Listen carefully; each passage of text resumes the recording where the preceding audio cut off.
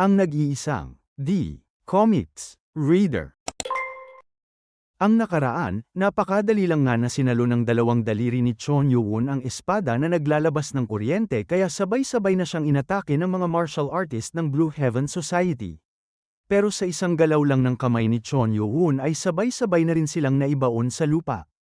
Sinira niya ang dansya ng martial artist na parang binasag na salamin at ikinulong niya pa ito sa yelo dahil tatanungin niya raw siya pagkatapos ng laban. Ngayon ay napapalibutan na si Chon Yoo-won ng lahat ng mga orthodox martial artist na nasa kampo, pero sa isang mabilis lang na atake niya ay nahiwa na agad ng buo ang mga katawan ng malapit sa kanya. Nagliliyab na rin ngayon ang mga mata niya na naaasar dahil sa paulit-ulit nilang pagbigkas ng kanilang alyansa. Kabanata 290. Nasusuka na nga si Chon Yoo-won sa paulit-ulit na pagbanggit ng mga orthodox martial artist ng salitang alyansa. Kaya mas hinigpitan niya pa ang pagkakahawak sa braso ni Muguchon at naliligo na ng pawis ang mukha ng orthodox martial artist na naguugat pa ang mata nito. Unti-unti nang ang may naaalis na parte sa kanyang katawan kaya napapasigaw at napapaluha na lang ang matanda. Sapagkat tuluyan na palang hinila ni Chon Yoo-won ang braso ni Muguchon. Hindi makapaniwala ang mga orthodox martial artists sa kanilang nasasaksihan na pagtalsik ng dugo ng kanilang leader. Natataranta naman ang isinigaw ng leader ng beggar sect sa cult leader na naririto pa rin ang mga martial artists ng Supreme Saber of Six Martial Arts Sect, kaya kung ngayon sila maglalaban ay ang dalawang panig lang din nila ang madidisgrasya. Pero pinatahimik lang siya ni Chon Yoo-won at nagulat na lang ang leader ng beggar sect sapagkat ganun lang kadali na napalipad sa harapan niya ang katawan ni Muguchon. Pilit na lang na tinatawag ng leader ng beggar sect si Master Mu. Nababalot pa rin ng aura ang kamay ni Chon Yoo-won na sinabing naaalala lang daw nila ang alyansa ng panig nilang dalawa kapag ito ay nakakabenepisyo sa kanila. At may lakas pa sila ng loob na gumawa ng plano na tulad nito sa likod nila Chon Yoo-won. Napadura lang ng dugo si Muguchon na sinabi ni Chon Yoo-won na simula ngayon ay sapat na ang demonic cult para sirain ang Supreme Saber of Six Martial Arts Sect. Idinedeklara na niya rin ngayon na dito na nagtatapos ang alyansa ng Martial Alliance at Demonic Cult. Kaya nagulat na lang ang isa sa mga leader ng Martial Alliance sa narinig nilang pagsira ng kanilang alyansa, tinatanong lang din naman ng isang leader kung anong klaseng kalokohan ang sinasabi ng Demonic Cult leader. Sa isipan ng monghe ay napasabi naman siya ng Amitabha dahil dito na nga talaga nagtatapos ang alyansa nila sa Demonic Cult. Halatang naaasar na si Chon Yoo-won na tinanong sila kung sa tingin ba nila ay habang buhay niya silang susundan kahit na parang bandila nilang iwinawagayway ang pagsabi ng salitang alyansa. Nagagalit na nga ang kanyang tingin na pinipilit na magsalita ang Murim Alliance. Nagulat na lang ang mga orthodox martial artists sa nangyari sa kanilang kapaligiran sapagkat bigla na lang na may lumulutang na mga bato at napapaisip na lang ang isa sa kanila na sobra-sobra ang chi na nararamdaman nila ngayon. Naglalabas na muli ng aura ang kamay ni Chon Yoo-won na sinabihan silang kung balak nilang kunin ang buhay niya ay dapat handa na rin silang mawalan sila ng buhay. Nanginginig na lang ang mga orthodox martial artists ngayon dahil sa sobrang bigat ng chi ni Chon Yoo-won.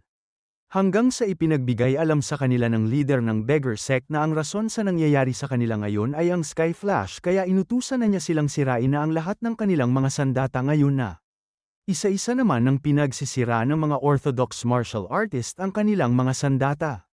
Inuulit ng leader ng beggar sect ang utos niyang sirain nila ang mga ito, huwag daw silang magtira ng kahit na anong kapiraso ng kanilang sandata.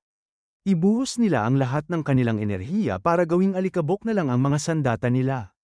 Ngumisi lang ang leader ng beggar sect na iniisip na kahit na wala ang Sky Flash ay kayang-kaya nilang kalabanin ang cult leader sa pamamagitan ng rotating wheel formation. Kaya huwag daw isipin ng Demon God na hindi sila naghanda ng kahit na anong preparasyon sa pagkakataong ito. Ngumisi din naman si Chon Yoo-won na sinabing mistulang kaya rin pala na matuto ng mga ito. Nagtataka na lang ang isa sa mga leader ng Martial Alliance kung bakit parang nagyayelo ang hangin na nararamdaman nila ngayon. Nung napansin niyang nagyayelo na ang kanyang espada ay napaisip siya na ang malamig na enerhiya na ito ay ganap na naiiba sa yelo na naranasan nila sa command tent kanina. Unti-unti na rin na nagkaroon ng mga patalim na yelo sa kalangitan. Kaya mas lalo pang nabigla ang isa sa mga leader ng orthodox martial artist dahil napansin niyang nagtitipon ang mga yelo. At isa-isa na ngang napalitan ang anyo ng mga nagtipon na yelo para maging espada, Ang lahat ng mga ito ay nakatutok sa mga martial artist ng Martial Alliance. Isinigaw sa kanila ng leader ng Beggar Sect na huwag silang mataranta dahil imposible para kay demonic cult leader na i-channel ang kanyang chi sa pamamagitan ng mga ice swords. Itinaas lang ni Chon Yo-hoon ang kanyang kamay na tinanong kung anong imposible. At sino naman ang may karapatan na sabihin na imposible ang kanyang gagawin? Walang ni isa sa mga martial artist ng Martial Alliance na naroroon ang nakakaalam na naging dalubhasa na si Chon Yo-hoon sa pinakamataas na limitasyon ng Heavenly Ice Celestial Art. Ngayon ay kayang-kaya na niyang gumawa ng yelo na kasintigas ng bakal kaya isa-isa nang nahiwa ang katawan ng mga orthodox martial artist, may iba pa sa kanila ang humihingi na lang ng awa, samantalang ang leader ng Beggar Sect ay napapamura na lang dahil magkatulad lamang daw ang nangyayari ngayon at nangyari noon sa Jinsong kung saan hindi nagpakita ng kahit na anong awa ang Demon God. Sa sandaling idineklara ng cult leader na natapos na ang kanilang alyansa ay hindi na siya nagpakita ng kahit na anong awa. Iilan lamang ang may kakayahang harangan o iwasan ang mga lumilipad na ice sword samantalang ang halos lahat sa kanila ay ilang oras na lang ang natitira para sa kanila. Pero kung makakaya nilang paslangin ang demonic cult leader ay pwede nilang tigilan ang malupitan niyang pagpatay. Noong naganap ang Great Sect War ay hindi sila nakakilos dahil ang lahat ng mga pangkat ay minamasid ang isa't isa. Pero sa pagkakataong ito ay iba ang sitwasyon ngayon. Kaya nagbigay na ng utos ang leader ng Beggar Sect na paslangin na nila ang cult leader. Tusukin man nila ang puso niya o pugutin nila ang ulo niya ay makakamit na nila ang kanilang tagumpay. Sabay-sabay na kinokontrol ng cult leader ang libu-libong ice swords kaya meron dapat mga openings sa kanya. Ang kanilang kalaban ay iisa lang, nag-iisa lamang siya na tao. Pero sa isipan ng mga orthodox martial artist ay nagtataka sila kung papaano nila papaslangin ang cult leader sapagkat wala naman na silang mga sandata.